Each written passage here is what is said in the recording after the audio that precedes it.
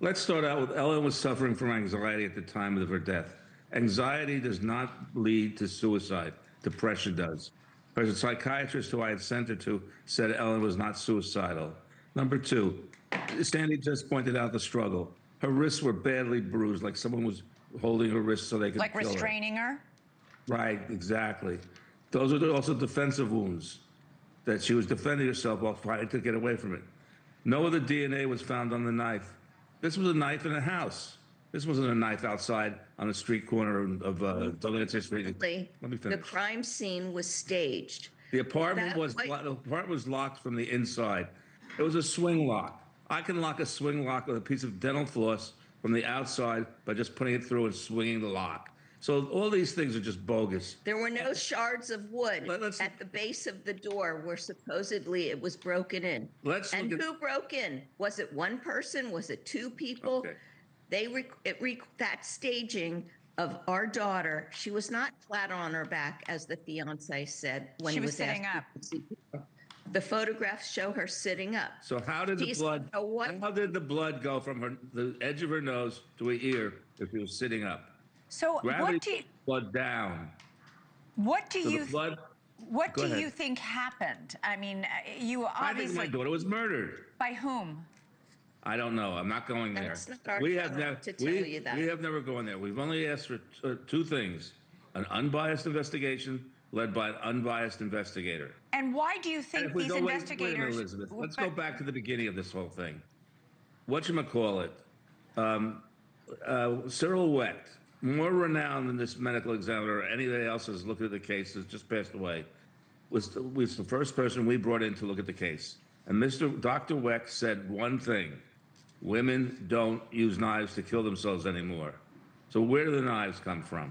Yeah, other forensic pathologists who, granted, haven't done a first-hand investigation, but they have looked at the autopsy reports and the photos that we were showing in the intro. They say it's, quote, biomechanically implausible that a person, man or woman, could kill themselves this way. Let's look at the wounds that our forensic pathologists used to show on the computer. They're all superficial.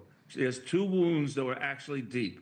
Well, three. There's the gash on the top of her head, there's the knife in her chest, and the knife in the back of her head, which a medical examiner was brought in by the Philadelphia people to forensically look at the wound in the back of her head.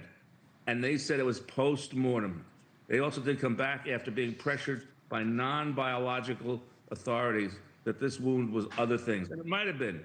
But one of the things is it was post-mortem. So does Ellen was murdered. What are you going to do now? Does this ruling end the case? I mean, can you appeal this? In fact, I think the city of Philadelphia is probably really pissed off that this ruling, which is so fallacious and so bogus, opens the case up to more questioning.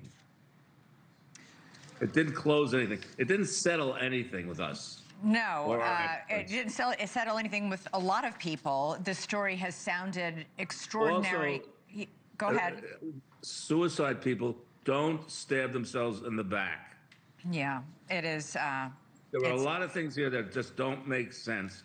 And this medical examiner probably should have her degree checked out if she really earned her degree. I want to also say that she did not fulfill her assignment.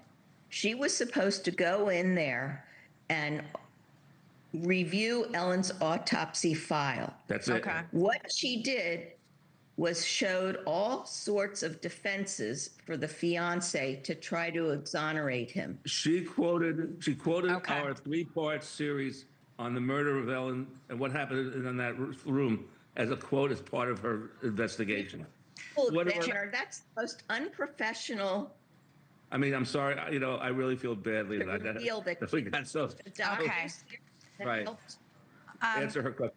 I feel badly that we got so enthusiastic here. No. Sorry. Josh and Sandee, maybe woke some of your audience up. Listen, you are grieving parents who are trying to do right by your daughter and get justice for her. We welcome you back anytime you want to talk about this case. We will continue to follow it. I just my heart breaks for what you're going through. Thank you for watching. Subscribe below and download our NewsNation app right now on your phone, and you will get fact-based, unbiased news for all Americans.